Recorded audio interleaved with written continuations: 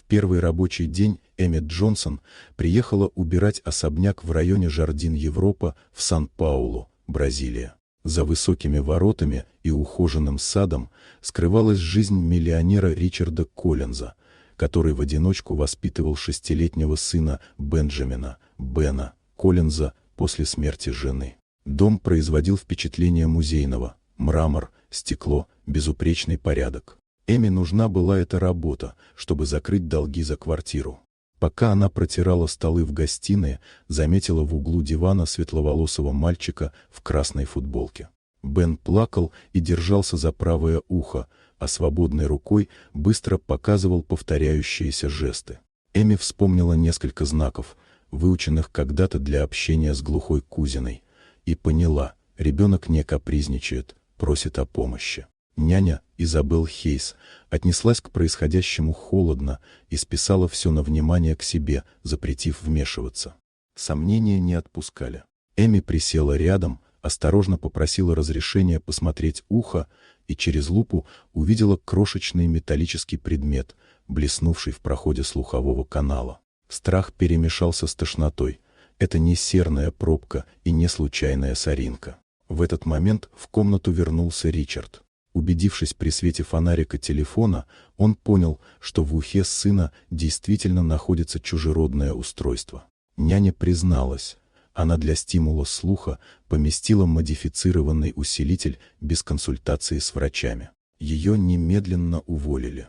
Дальше начался аврал. Ричард снял устройство, вызвал врача и отвез сына к отоларингологу. Осмотр подтвердил воспаление, вызванное посторонним предметом, назначили антибиотики и наблюдения. Эми не смогла остаться в стороне.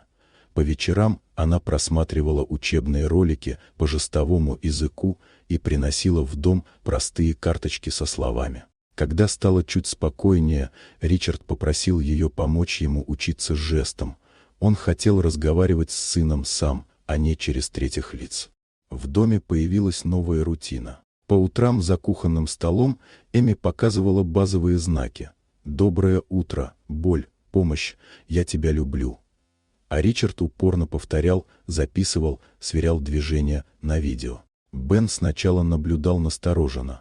Годы непонимания не стираются за несколько дней. Но когда увидел, как отец, сбиваясь и путая конфигурации рук, вновь и вновь пробует, настороженность сменилась улыбкой. Ребенок сам начал поправлять ошибки, показывал шутливые варианты, добавлял мимику. На стенах появились плакаты с пиктограммами и подсказками. На холодильнике стикеры «Молоко», сок со схематичными жестами. В коридоре домашняя галерея из рисунков Бена. Казалось, худшее позади, но через несколько недель резко поднялась температура. Последствия травмы оказались глубже, чем думали. В больнице потребовалась срочная операция по дренированию. Несколько часов ожидания обернулись облегчением. Прогноз благоприятный, ребенок восстановится. Для Ричарда это стало границей.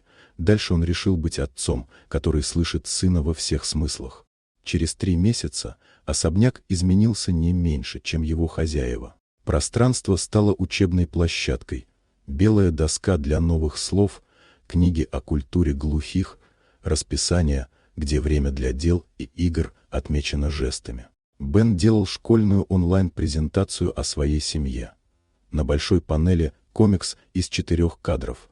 Эми с лупой, плачущий Бен, Ричард, изучающий жесты, и 3 вместе в саду. Надпись гласила: «Моя семья меня слышит». После выступления Ричард предложил Эми остаться не уборщицей, а личным ассистентом и переводчиком семьи,